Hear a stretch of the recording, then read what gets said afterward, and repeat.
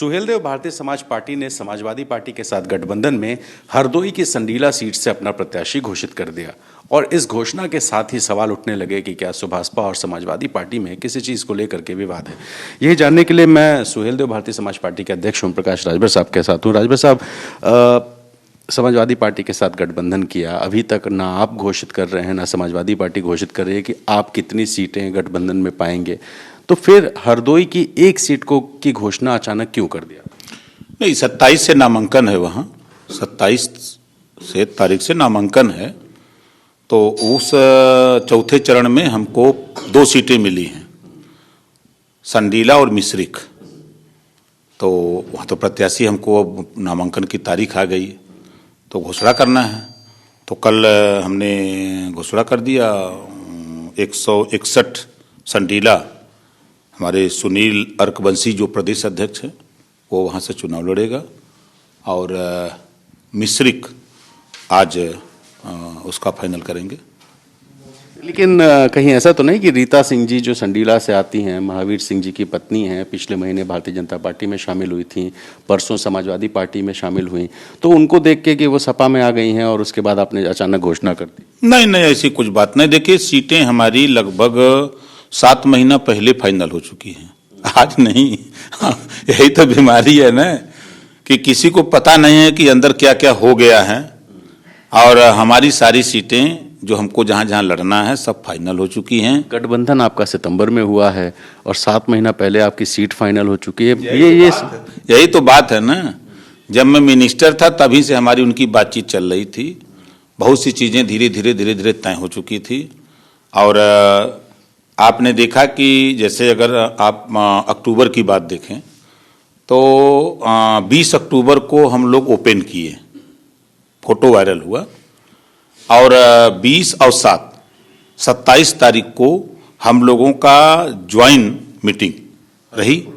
7 दिन का अंतराल था और तैयारी हमारी 2 महीना पहले से हो रही थी।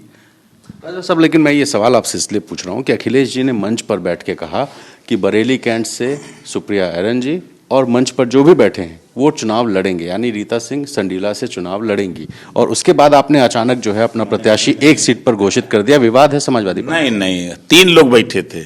आप 2 की बात कर रहे हैं, वहाँ 3 लोग बैठे। प्रवीण जी के बारे में उन्होंने कहा कि रीता उनकी जगह पे उनकी पत्नी सुप्रिया जी लड़ेगी। नहीं, ऐसा कुछ नहीं है।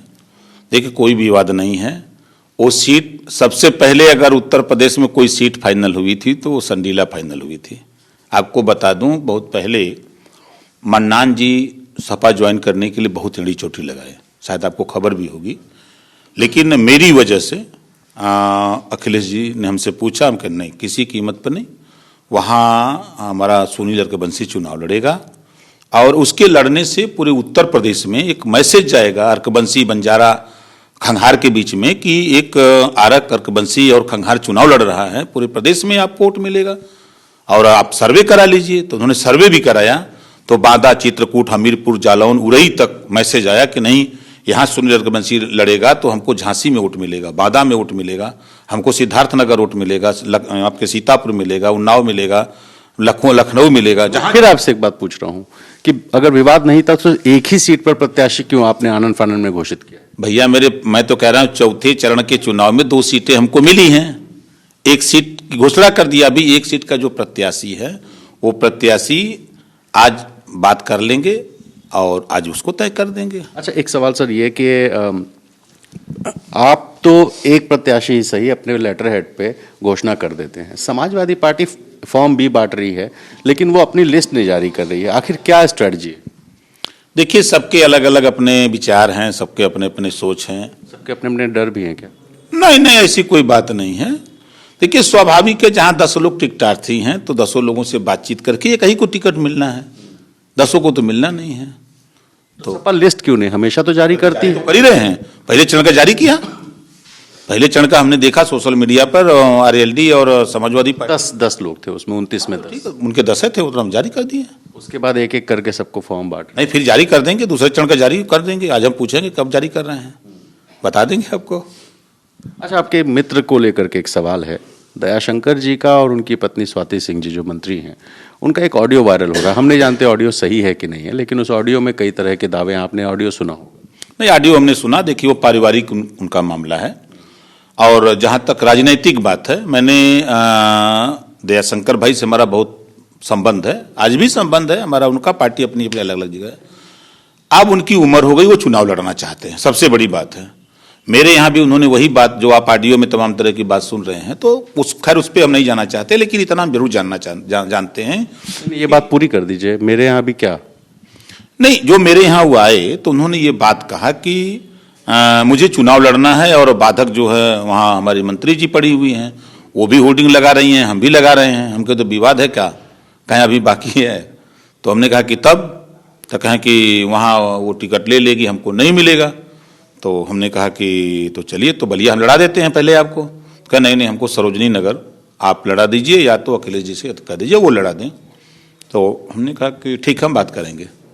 तो अखिलेश जी से मैंने बात भी किया था। आज मैंने सुबह सुबह देखा फेसबुक पर शिवपाल जी के साथ फोटो देखा। तो किसकी फोटो? दयाशंकर जी की। दोनों लोग बैठ करके और बात करते हुए फोटो वायरल है सोशल मीडिया पर, आज हमने देखा है। तो उसमें किसी लड़के ने लिखा है कि फिर विकेट गिरेगा कहाँ तो ऐसा, तो उसमें सरोजनी नगर के टिकट की चर्चा है। जब टिकट आपसे मांग रहे थे, अखिलेश जी से गुहार लगाने के लिए कह रहे थे, तो शिवपाल जी से क्यों मिले? क्यों? अरे अखिलेश जी के चाचा हैं भाई। आदमी टिकट पाने के लिए बहुत पैरवी करता है, ऐसा नहीं है कि वो जैसे वो आदमी की जब ये होती है कि नहीं हमको चुनाव लड़ना है, तो सोचता है कि किससे कह दें कि हमारा टिकट वो फाइनल हो जाए। मैं भी उस एक बार था बसपा में, तो मैं भी टिकट के लिए जिसको मैं खाली सुन लेता था तो उससे सिफारिश करता था। तो भाई शिवपाल चाचा जी और अखिलेश जी का अपना पारिवारिक संबंध है, और उनको भरोसा है कि वो कहेंगे तो थोड़ा वजन होगा। और आप लोग देंगे टिकट?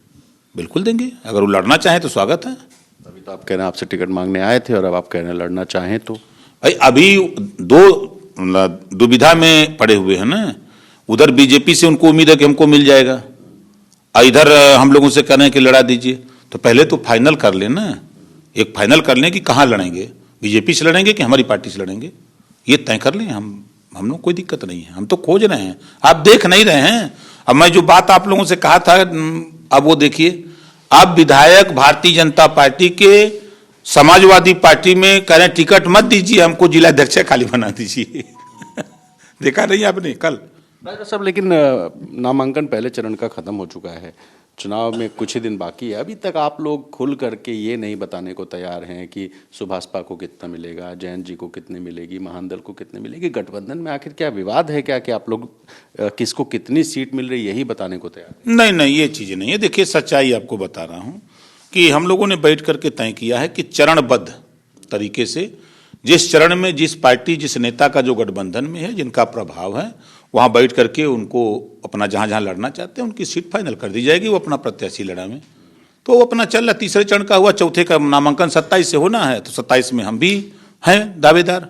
तो 2 सीटें चौथे चरण में हमारी हैं, तो आपके संडीला और मिश्रिक। तो संडीला का कल हमने घोषणा कर दिया, आज प्रत्याशी को बुलाए हैं, बातचीत हो जाएगी तो आज उसको भी कर देंगे। अगर अखिलेश जी कहेंगे कि रीता जी को लड़ाना है समाजवादी पार्टी टिकट पे, तो आप मानेंगे? नहीं नहीं, ऐसा कुछ नहीं है, वो कहबे नहीं करेंगे, हम जानते हैं ना। वही 7 महीना पहले तय किए हैं, एक एक सीट पर बात हुई, कैसे कैसे सरकार बनेगी, क्या क्या करना है, किसको कैसे जोड़ा जाए, कि हम लोग कहाँ मूवमेंट में चलें। तो अब वो चीज़ नहीं, बराबर बातचीत हमारी उनकी होती रहती है, वो सब चीज़ें हमारा फाइनल हो गया, उसमें इटबट कहीं नहीं है। लोग जानना चाहते हैं आपको कितनी सीट मिल रही है? देखिए, हम अपनी पार्टी को मान्यता प्राप्त दल कराने भरक एमएलए जीतेंगे।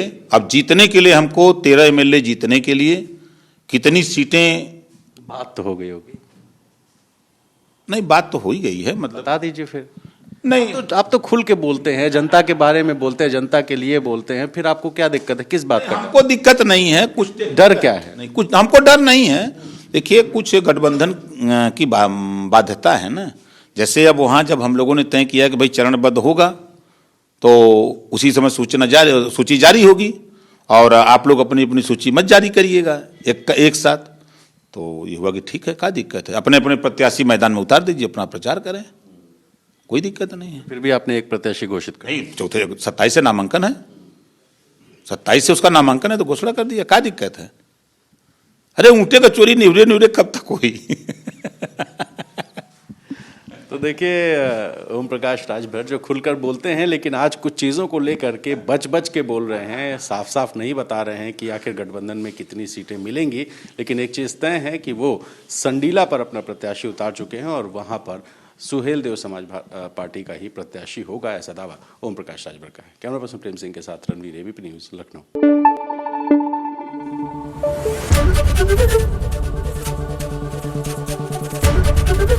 एबीपी न्यूज आपको रखे आगे।